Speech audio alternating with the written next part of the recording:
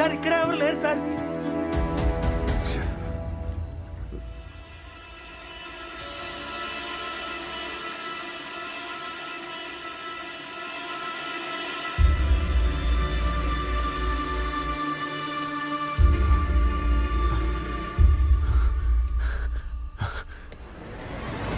రే బండి తోట తెలుసా నీకు? రే నిన్నే లారీ తోలుతావా? నీకెవరు చెవుడా? రే నేను చెప్పేది వినపడుతోందా లేదా? రే నీకు బండి తోట తెలుసా తెలీదా? ఓకే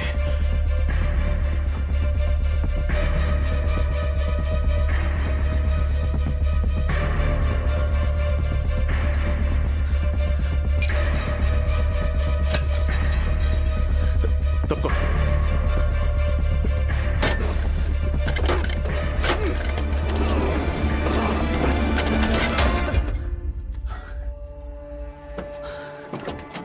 బయటికి రా.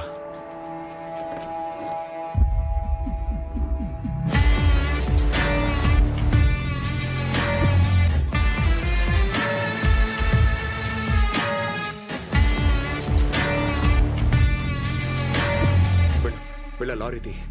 ఇలా చూడు, ఇక్కడి నుంచి 80 కిలోమీటర్ల ఎస్పీ ఆఫీసు. నువ్వు అక్కడ వదిలేసి వెళ్ళిపోవచ్చు. నీ మీదకి ఏ కేసు రాదు. నేను చూసుకుంటాను. అర్థమైందా? వెళ్ళు. ఏంటి కుదరదు. బండి తోటం తెలుసన్నా? తెలుసన్నాను. లారీ తీద్దాంలా.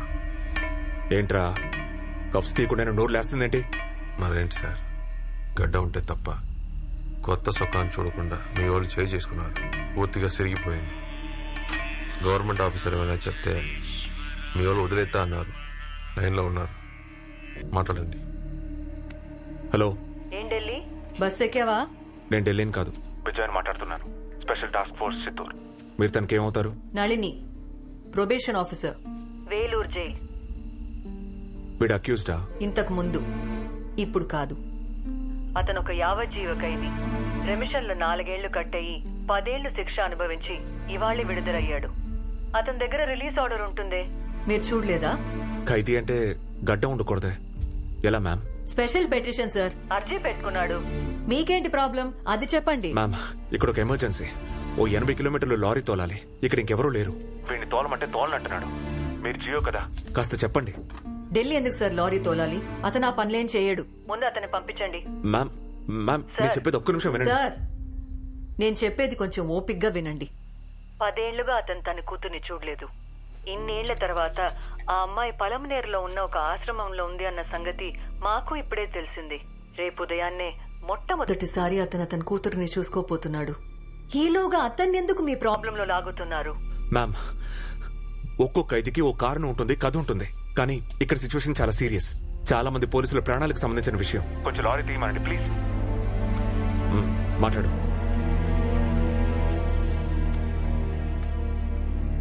ఢిల్లీ, కొంచెం ఆ పోలీసు ఆయన ఏం చెప్తున్నాడో ఆ సహాయం చేసి. నేను ఈ పని చేయలేనమ్మా. అయిపోయింది అనుకున్న బతుకు ఇప్పుడే మొదలవుతుంది. దయచేసి నన్ను బలవంతం పెట్టదమ్మా. మీకు బస్ ఎక్కిన తర్వాత ఫోన్ చేస్తాను. ఢిల్లీ, నేను రే చివరిసారి అడుగుతున్నాను, బండి తీస్తావా లేదా? దీన్ని ఇప్పండి సార్, నేను వెళ్ళిపోవాలి. చెప్తుంటే నీ పాకెట్లో ఉంది ఆర్డర్ షీటేగా.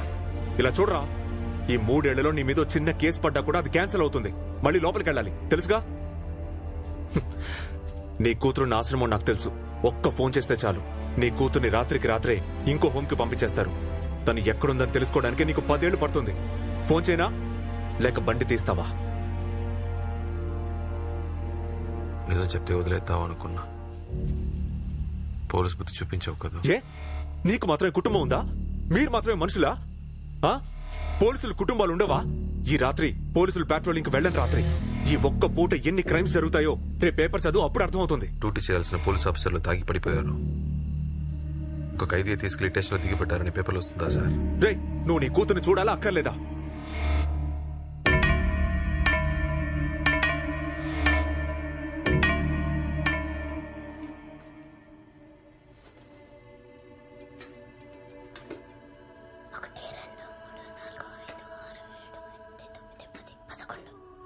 అక్క ఏంటి? పొద్దున్నే 10 అవ్వడానికి ఇంకా ఎంత టైం ఉంది? ముందు క్లాక్ పక్కన పెట్టి మాట్లాడకుండా పడుకో. అమ్మ రౌండ్స్కి వస్తే మళ్ళీ నీకే తిట్లు పడతాయి.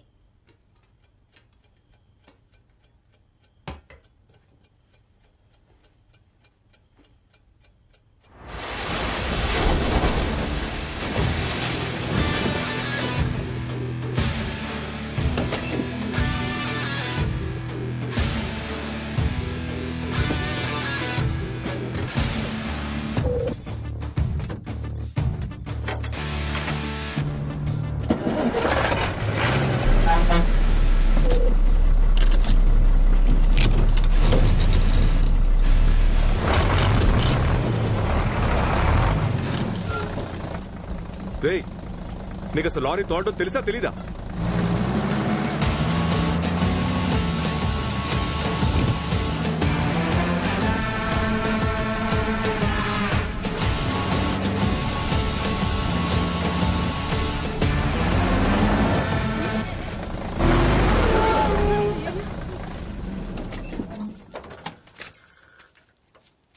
ఏమైంది సార్, బ్రేక్ కొడితే ఓ పక్కకి లాగుతుంది. 4 గీల్స్ ఆడుతున్నాయి. 3వ గేర్ సరిగా పడట్లా. 80 కిలోమీటర్లు అంటే కష్టమే సార్.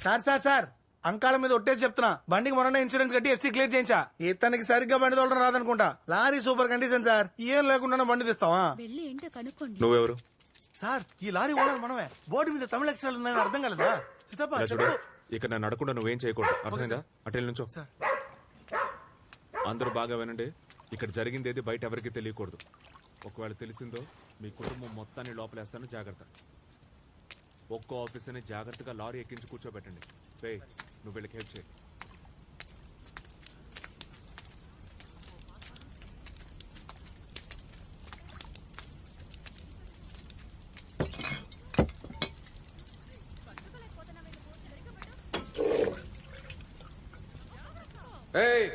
రండి ఖైదీలంతా లైన్లో రండి. లైన్లో రమ్మన్నానా? లైన్లో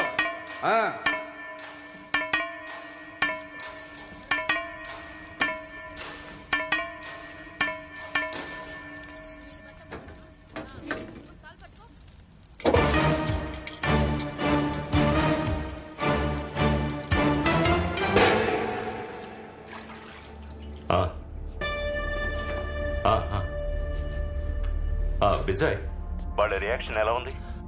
పల్స్ రేట్ ఎక్కువగా ఉంది డాక్టర్. హార్ట్ బీట్ వేగంగా ఉంది. కొంతమంది బ్లడ్ వామిట్ చేసుకున్నారు. చెవులోంచి బ్లీడ్ అవుతుంది డాక్టర్. కొంచెం భయంగా ఉంది. ఓకే లిసన్, ఈ సెడేటివ్ డ్రగ్స్ ఉన్నాయి కదా, ప్రోటిజోలం, మిడాజోలం, కేటమైన్, రోహిప్నాల్, ఇందులో ఏది ఆల్కహాల్ తో మిక్స్ అయిన రియాక్షన్ ఎలాగే ఉంటుంది. విజయ్, 5 hours లోగా ట్రీట్మెంట్ స్టార్ట్ చేశామంటే కాపాడగలం. అలా చేయలేదంటే చాలా కష్టం.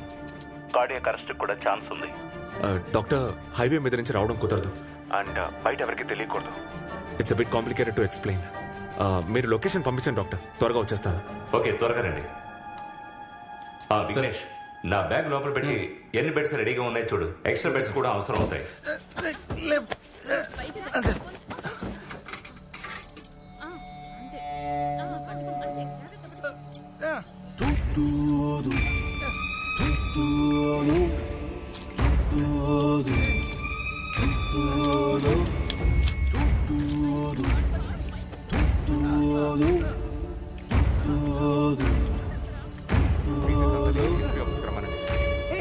అలా ఆనిస్తే తలవాలిపోతుంది. పడుకోబడిచింది. చిదప్ప నువ్వు ఇట్లాగు. అయ్యా ఒక నిమిషం. ఈ దరిద్రాన్ని ఎలా ర్యాప్ చేసేది? సార్ ఫస్ట్ నొక్కండి సార్. సెకండ్ కాదు, ఫస్ట్. అదే సార్. హలో, చెప్పండి అయ్యా. హలో మూర్తి, ఇప్పుడు అక్కడ కమిషనర్ ఆఫీస్ లో ఎంతమంది డ్యూటీలో ఉన్నారు? నేను నైట్ డ్యూటీలో 3 పీసులు ఉన్నావయ్యా. ఆఫీసులో అందరూ వెళ్ళిపోయారయ్యా. ఆ లాకప్ లో ఉన్న అక్యూస్లు తప్ప ఇంకెవరైనా ఉన్నారా? డీడీ కేసులో ఒక 4 స్టూడెంట్స్ ఉన్నారయ్యా. సరే, మిగతా స్టేషన్స్ ని అలర్ట్ చేయండి. పీసీస్ అందరినీ ఎస్పీ ఆఫీస్ కి రమ్మనండి. నేను వస్తున్నాను. నేను చెప్పేది జాగ్రత్తగా వినండి. అక్కడున్న పీసీలు అందరి హెల్ప్ తో స్టేషన్ తలుపులన్నీ మూయించండి, అర్థమైందా? అర్థమైందయ్యా. ఎందుకయ్యా? క్వశ్చన్లు అడగడం మానేసి చెప్పింది మాత్రం చేయండి. ఫాస్ట్ అందరినీ అలర్ట్ చేయండి. ఓకే?